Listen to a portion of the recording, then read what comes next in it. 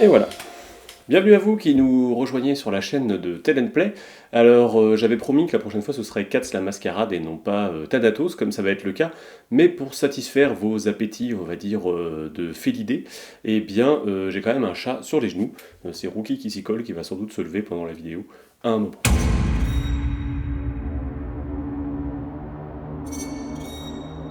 Alors, pour ceux qui ne savent pas ce qu'est Thanatos, il y a une vidéo d'explication de la gamme qui existe déjà sur la chaîne, je vous y renvoie. Et par ailleurs, eh bien, on va s'attarder ici plutôt sur les mécaniques de jeu, sur les règles, sur comment reconstituer un personnage, histoire de pouvoir appréhender un petit peu ce à quoi pourrait ressembler une partie de Thanatos. Alors juste pour faire une piqûre de rappel pour ceux qui ont déjà vu la précédente vidéo, les joueuses incarnent dans Thanatos des faucheurs.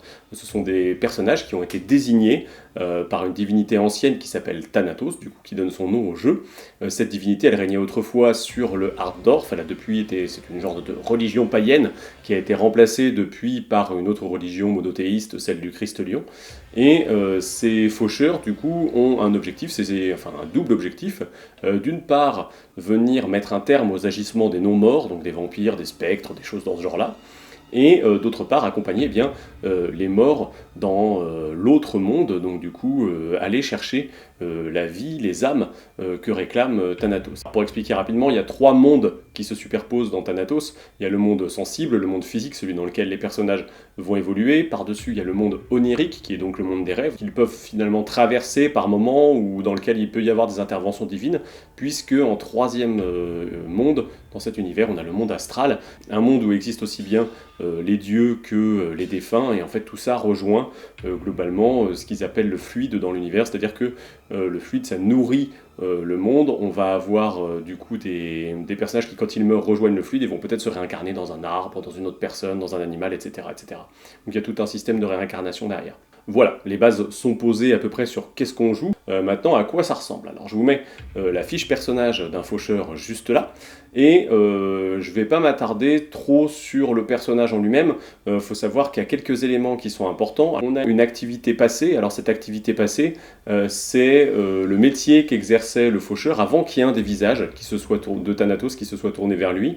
Et justement, il y a une section visage, puisque c'est à ça que ça correspond. Ça, c'est très important. C'est un peu ce qui va définir le pourquoi Thanatos s'est intéressé au personnage, on va dire, et dans quel cadre un petit peu c'est arrivé, puisque à un moment dans la création de perso, il va falloir expliquer comment ce visage de Thanatos s'est finalement penché sur le faucheur et en a fait ce qu'il est aujourd'hui, c'est-à-dire à la fois un élu et un paria.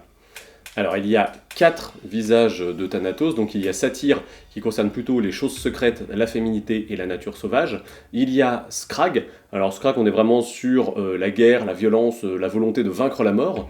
On a également Bor qui est du coup qui concerne plutôt tout ce qui est de l'ordre établi, tout ce qui est de la richesse, du social. Et puis il y a Ghoul. Alors Ghoul c'est plutôt les secrets, les émotions, le désordre, tout ce qui est à la marge du monde, tout ce qui est à la marge de la société. Donc il faudra définir un des visages qui se sera tourné vers le faucheur, et du coup, ce faucheur, il va falloir derrière lui donner d'autres traits de caractère, et dans ces traits de caractère, il y a les marques qui vont permettre ça, qui peuvent être des marques psychologiques, comme des marques physiques, qui donc du coup s'inscrivent, par exemple une cicatrice en travers du visage, sur le personnage. En face du faucheur, il y a son animalia. Alors l'animalia, c'est l'esprit envoyé par Thanatos pour révéler sa nature d'élu au faucheur, et en même temps pour le guider dans sa tâche, puisque c'est pas forcément quelque chose qui va être accepté facilement par le faucheur en termes de, on va dire, de changement de vie. D'un coup, on est, je ne sais pas moi, soldat pour un seigneur, et puis d'un coup, il va falloir abandonner sa vie pour aller tuer les gens de son propre village. Donc c'est quand même des changements de vie qui sont assez conséquents et qui ne se font pas sans séquelles sur la psychologie des persos. Donc voilà, donc l'animalia va servir à guider le personnage.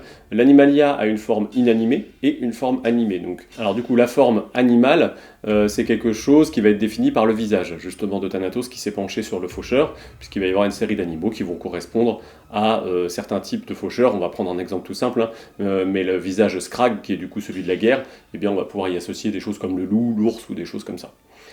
Et cet animal, il peut avoir une forme du coup inanimée, par exemple exemple le loup qui accompagne notre faucheur élu de Scrag, eh bien il peut prendre la forme d'une police pour être en permanence avec lui sous une autre forme sans forcément éveiller des soupçons, notamment de la part du reste de la population.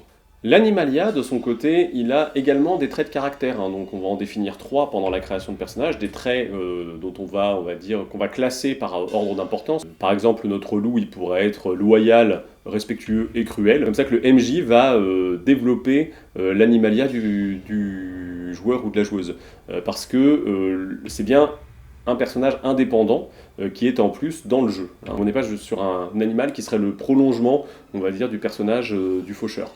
Et c'est important parce que du coup, vous avez vu, il y a une petite case en dessous, accommodement, et cette petite case accommodement, eh bien, c'est un chiffre qu'on va pouvoir venir placer, gommer, qui permet de savoir à peu près où en est la relation de l'animalia et du faucheur.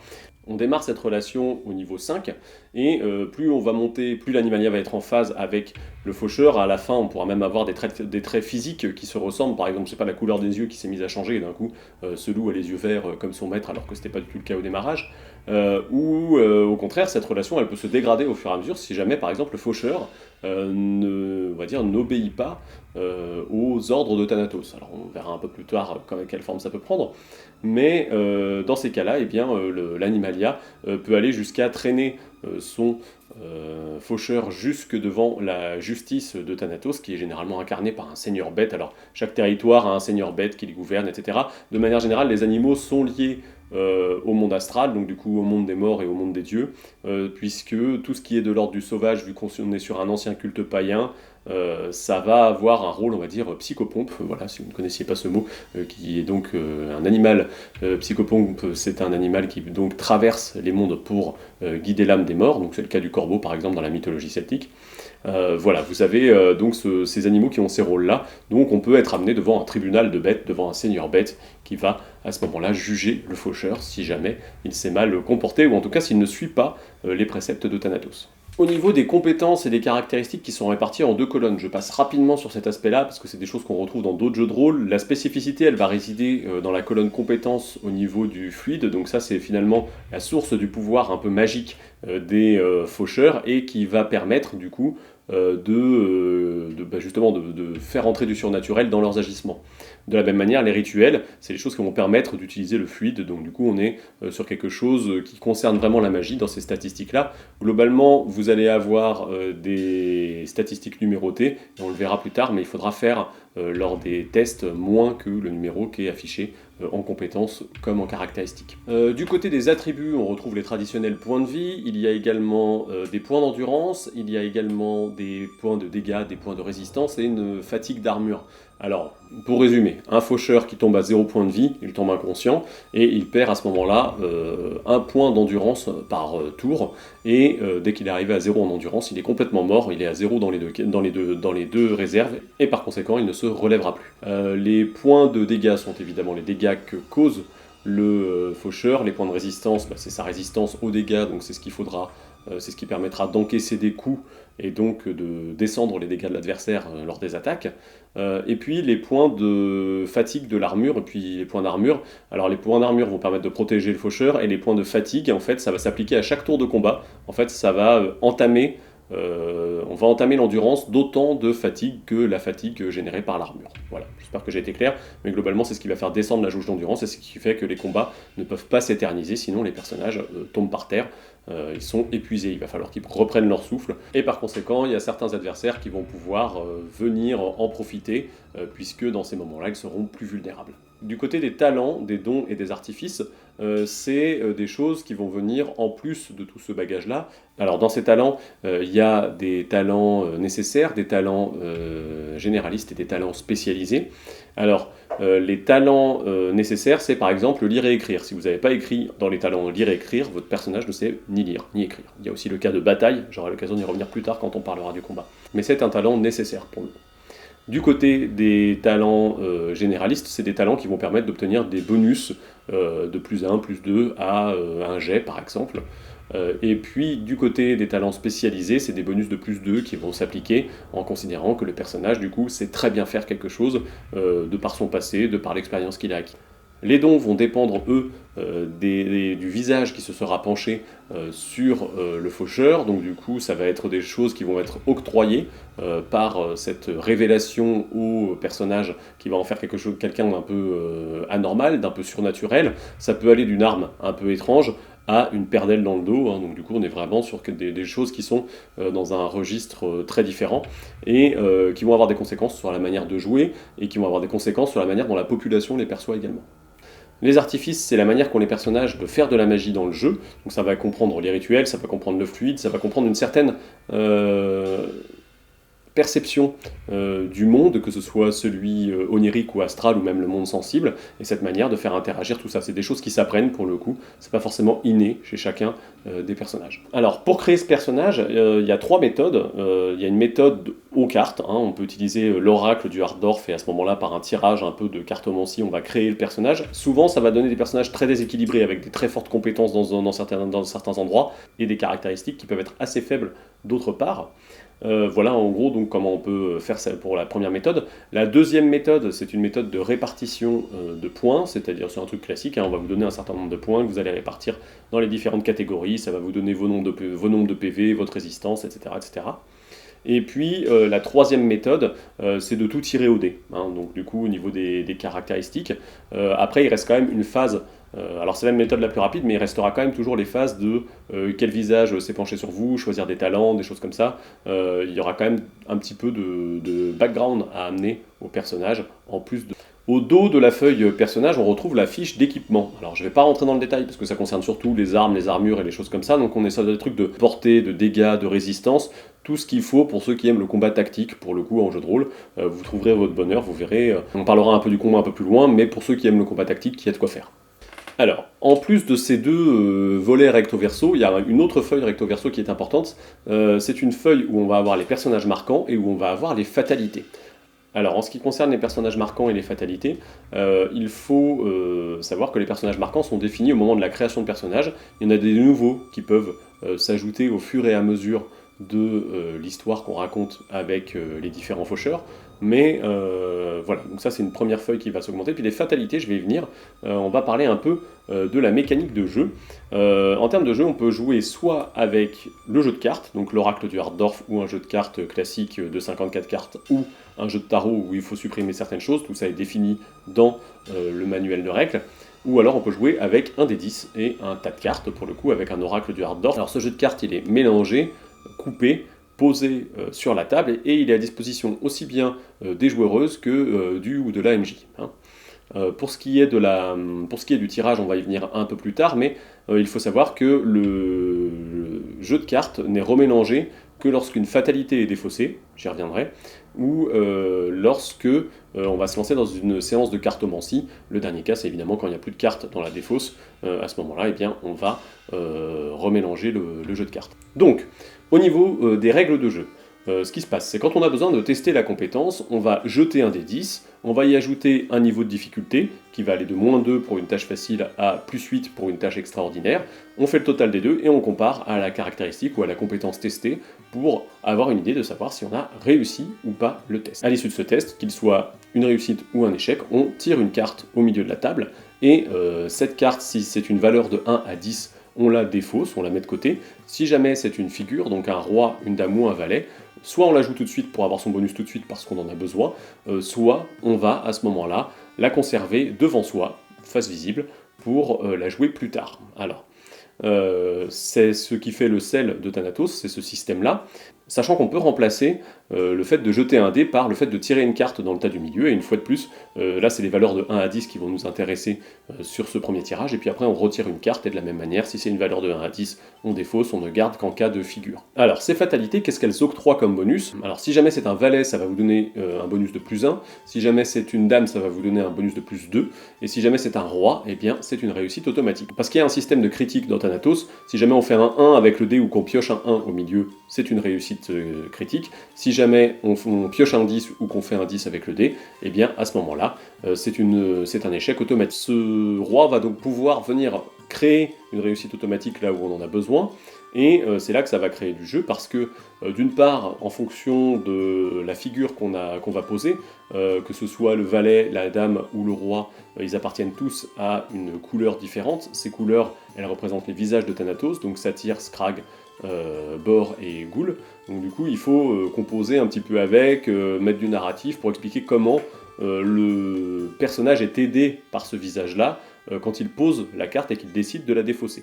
Alors, sauf qu'il ne va pas la défausser tout de suite, il va juste contracter une dette à ce moment-là, puisque Thanatos l'a aidé, puisque un de ses visages s'est penché vers lui pour le soutenir, et bien, dans ce cas-là, Thanatos réclame en échange l'âme d'un être vivant. Alors, non pas des non-morts que vont chasser les faucheurs, mais bien quelqu'un dont il est temps qu'il meure, et dont l'âme doit être ramenée à Thanatos, dans l'au-delà. Pour vous donner un exemple, concrètement, un personnage utilise, on va dire, une dame de satyre, et bien dans ce cas-là, le ou la MJ va dire, eh bien puisque tu as eu le soutien de satyre, celui-ci te désigne dans le village voisin un chasseur dont l'âme a été rappelée. Ce chasseur a des enfants, il a une femme, c'est quelqu'un qui sait se battre, et il va falloir que tu trouves un moyen de récupérer son âme pour l'apporter à Thanatos, car il est temps que cette âme passe de vie à trépas. Alors comment est-ce que ça va générer du jeu? Alors il faut que les dettes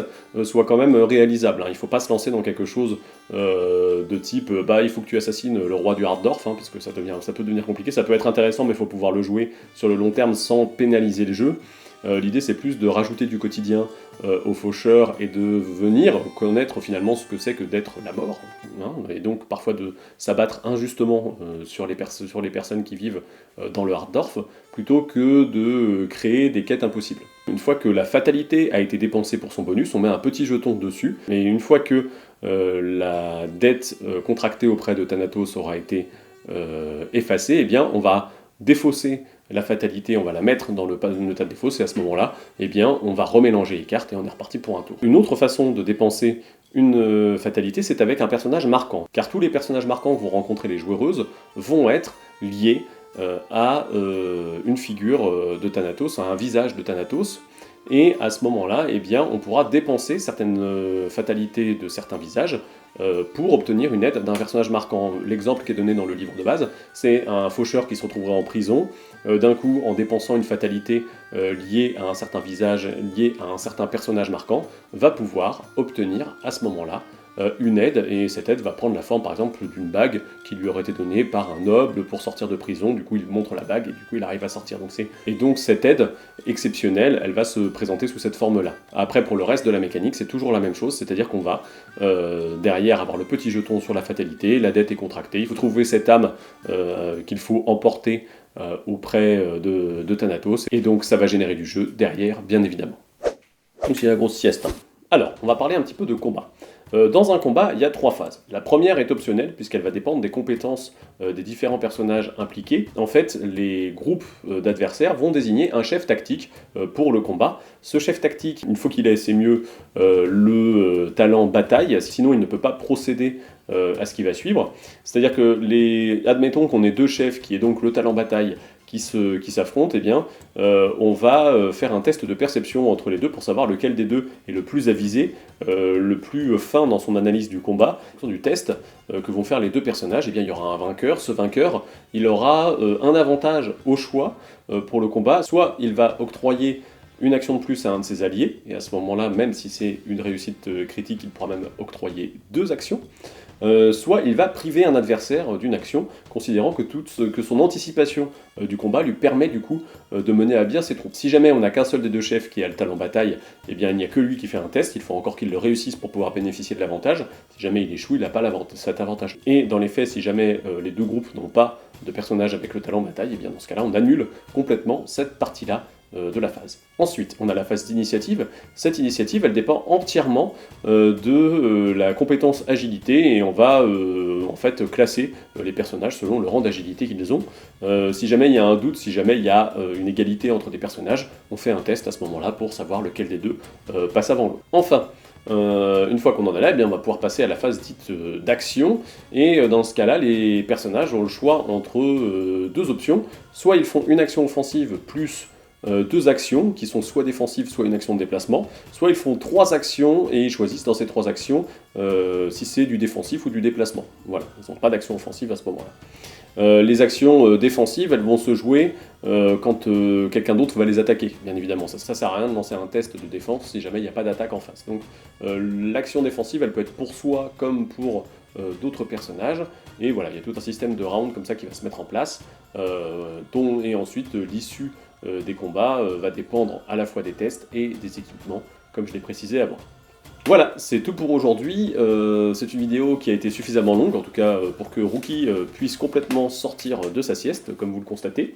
Si jamais vous êtes intéressé par le fait de voir cette mécanique en action, il y a un actual play sur la chaîne de Globtopus qui vous permettra du coup d'en savoir un peu plus et de voir un peu toute cette théorie mise à l'épreuve.